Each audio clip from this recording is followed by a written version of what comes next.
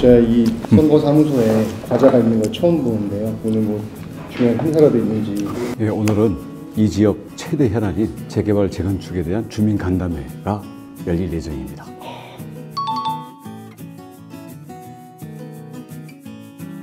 주민들의 얘기를 우선 충분히 듣고 또 전문가들의 조언도 들어가면서 제가 준비하고 있는 나름대로의 공약과 정책들에 대해서도 주민들과 소통을 하려고 합니다. 오늘 이렇게 또 의견 또 받으시고 또 수렴해서 또 공약 함께 만들어 가시는 거죠? 공약도 함께 만들고 그 공약을 현실로 만드는 게 제 주특기입니다. 또 오늘 간담회를 보면 이제 얼추 다 알 수 있겠네요. 네, 큰 줄거리는 나올 겁니다. 네. 저희는 나름대로 그동안 길게는 40년, 그리고 짧게는 30년 이상 낡았고 또 너무나 많은 불편이 있는데 사실상 아무런 정책적인 지원이 되지 않았던 우리 계양 가불 지역의 재개발, 재건축 이 부분에 대해서 이제 잃어버린 25년, 30년을 이제는 건너뛰어서 박차를 가야 될 때라고 생각합니다. 계산 2동, 1동, 3동, 또 계양 2동, 그리고 병방동까지 완전히 천지개벽시켜버릴 수 있는, 그리고 주민들이 다 내 돈 내서 하는 게 아니라 내가 지금 살고 있는 여기에다가 조금만 서로 머리를 모아주면은 주거 환경을 완전히, 우리의 재산 가치를 완전히 바꿀 수 있는 그런 준비를 저희들이 연구를 해놨을 뿐만 아니라 관계기관하고도 1차적인 협의를 다 마친 상태입니다. 그래서 그건 이따 얘기할 테니까요. 오늘 우선 그동안 진행됐던 상황이나 가슴에 갖고 계신 말씀 뭐 원 없이 다 얘기하시고요. 앞으로는 힘을 하나로 계양 갑을 합쳐서 하나로 모아가지고 계양에 그동안 정체되어 왔던 지역 발전을 늦었지만 더 빨리 갈 수 있는, 그리고 더 좋은 걸로 갈 수 있는 그런 방향을 함께 만드는 자리가 되었으면 고맙겠습니다. 고맙습니다.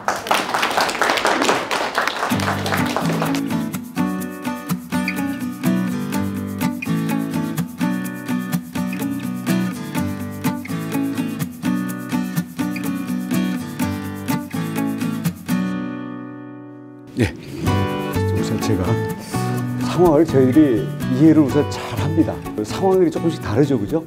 뭐 재건축 이미 추진하고 있는 데들도 있고 중간에 흐지부지 돼 있는 데들도 있고 우선 개별적인 거는 또 개별적으로 저희가 나중에 또 충분히 얘기하겠습니다만은 공통적인 것부터 말씀을 좀 드려볼게요. 여러 가지 어려운 점들이 있고 경제적인 여건도 안 되는 상황에서 이제 해야 되니까 용적률을 통한 사업성, 그 다음에 이렇게 기반 시설을 정비하려고 할 때 정부나 지방정부의 지원 이런 것들이 과연 얼마나 될 수 있느냐. 그래서 결국은 우리 부담은 좀 줄이면서 우리 서민들도 보다 좀 잘 정비된, 잘 갖춰진 동네에 보다 나은 집으로 좀 가보자, 이런 거지 돈 놓고 뭐 돈 먹기 이런 게 아니지 않습니까?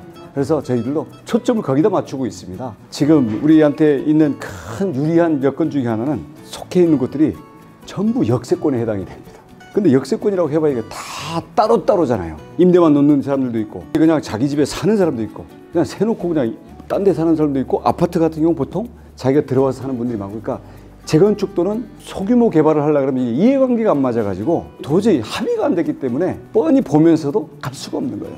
그래서 이거를 용적률이니 고도 제한이니 기반 시설에 대한 국비 지원 이런 걸 한꺼번에 해결할 수 있는 방법은 재정비 촉진 구역을 지정하는 겁니다. 이렇게 지정하면 국비는 1,000억 원까지 기반 시설 지원이 들어와요. 이렇게 재정비 촉진 구역이 되면은 용적률이니 고도니 층고니 심지어는 용도 구역까지 한꺼번에 족쇄가 다 풀려요. 또 하나 결정적인 거는 예를 들어서 거기에서 일부는 보존을 해야 돼요. 일부는 공원이라든가 이런 걸 내놔야 되거든요. 그러면 우리는 계양산이라는 조건이 있기 때문에 공원은 전부 계양산 쪽으로 밀고 밑에는 전부 올리면, 그럼 여기에 종류는 여러 가지가 있어요. 하나는 역세권으로 하는 방법이 있고, 하나는 도심 공공 복합개발 신복이라는 게 있는데요. 신복으로 하게 되면 이거는 용적률이 700%까지 갑니다. 700% 다 준다는 얘기가 아니고 700%까지 올릴 수도 있다. 신복으로 가게 되면 준주거 지역까지 지방정부에서 하겠다 그러면 그냥 할 수가 있어요. 그다음 또 할 수 있는 거는 재건축인데, 통합 재건축을 하게 되면 옆에 뭐 이 빌라니면 이런 거 관계없이 아파트들끼리만 통합 재건축을 하게 되면 이것도 용적률이나 이런 부분에 대해서 인센티브가 주어져요. 그래서 이런 길들이 있다. 이게 바로 된다는 건 아닙니다. 이게 되려면은 가장 중요한 게 구역들이 합쳐져야 되고, 합쳐지는 게 전부가 단일 사업자가 될 필요는 없어요.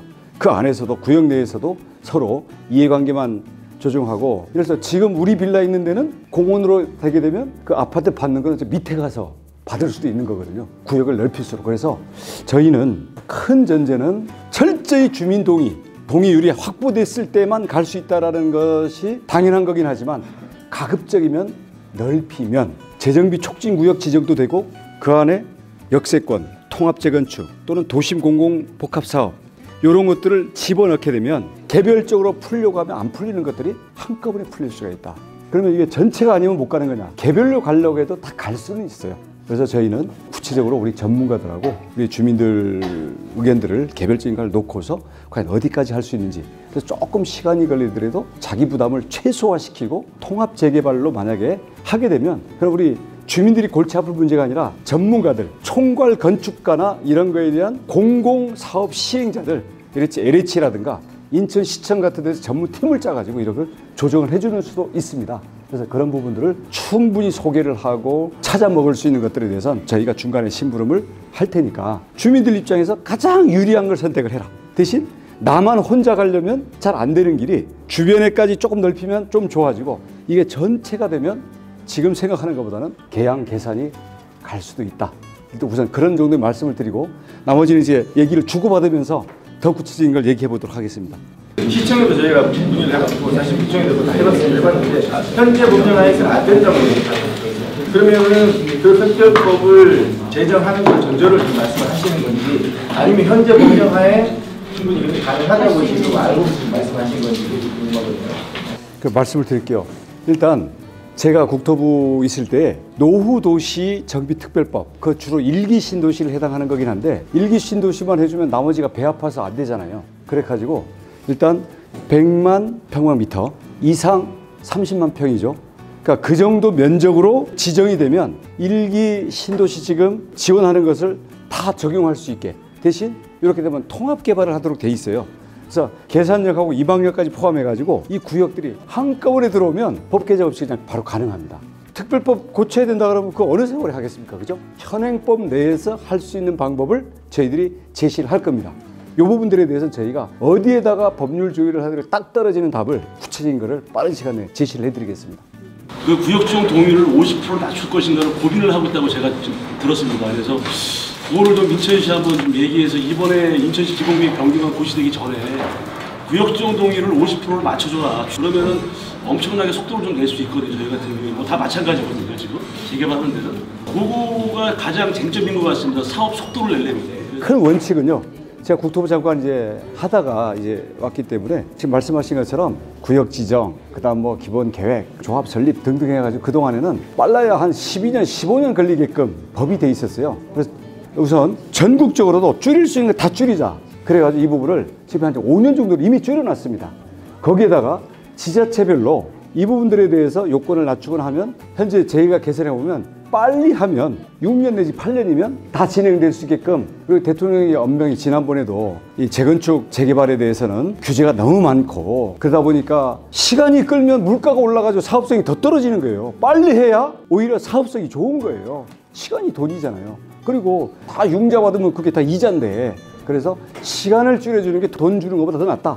이래가지고 최대한 빨리 하고 있는데, 그럼 거기에 따라 가지고 우선 국토부가 시행령이나 시행규칙 이걸 가지고 고칠 수 있는 것도 지금 다 이미 줄이고 있으니까 그 효과가 적용이 될 거고요. 서울시가 하는 건 인천시도 해야죠. 그렇지 않습니까? 서울에서 되는 거는 유정복 시장 보고 하자. 그리고 그거에 대해서 대신 시장이 한다 그래서 되는 게 아니라 서로 여건이 다르기 때문에 어떻게 할 건지. 근데 지금 우리 위원께서는 인천시에서도 이 기간을 줄일 수 있는 용역을 하고 있다라고 지금 말씀하시는데, 그걸 좀 설명을 좀 주시죠. 지금 아까 노계획도시 정비 지원법이 만들어지는데 시행령이 3월 12일까지 입법 예고돼 있더라고요. 근데 거기에 연접돼 있는 데까지 구역에다 집어넣을 수 있게 만들어놨는데 계산 택지가 거기 신도시에 지금 포함이 돼 있어요. 근데 그 면적의 20% 최대 50만 제곱미터를 못 넘게 돼 있어서 거기 포함이 되는지는 시행령을 보고 좀 검토를 해야 될 것 같고, 조금 전에 말씀하신 거는 제가 확인한 바로는 18억 5천인가 예산을 세워놨더라고요 지금. 그래서 도시 및 주거환경 정기 기본계획 있죠. 그 변경 계획을 가지고 있어 지금. 그래서 용역 발주가 아마 조만간 될 거예요. 거기에서 노후계획 도시 있잖아요. 인천에 5개가 해당이 되는데 여기 인천 계산동은 우리 계산택지가 해당이 돼요. 그러니까 거기에 있는 것까지도 어떻게 거기를 계획을 수립할 건지 어떻게 정비할 건지 그걸 이제 검토를 하겠대요. 그 흐름이 어떻게 돌아가는지 용역이 어떻게 돌아가는지 우리가 어느 시기에 어떤 의견을 내야 될 건지 이런 것들을 제가 서포트를 해드릴 겁니다. 잘 도와주시면은 저도 열심히 도와드릴 겁니다. 예, 지금 그렇게 흐름이 가고 있더라고요. 제가 우선 약속을 드릴게요. 뭐 선거는 선거고요. 지역 발전 그대로 놔둘 수 없어요.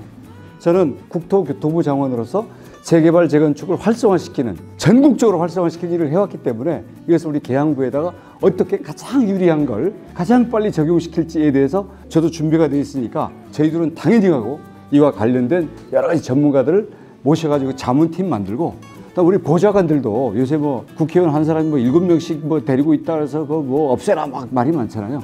7명 중에 저희는 한 사람, 가급적 직급이 높은 사람을 계양의 이 도시의 발전을 위한 그 업무만 맡겨가지고 함께 늘 같이 손발을 맞추도록 그런 하는 역할을 할애를 해야 된다고 생각합니다. 다른 일 시키는 것보다도. 그래서 저희가 오늘 저희들이 마련할 수 있는 최고의 팁을 저희가 직접 참여하는 걸 원칙으로 해서 짜서 같이 뛰겠다. 저도 계양을 천지개보를 시켜야 저도 미래가 열리지 않겠습니까? 모두 수고하셨고 여기 꼭 간다면은 여기서 마치도록 하겠습니다.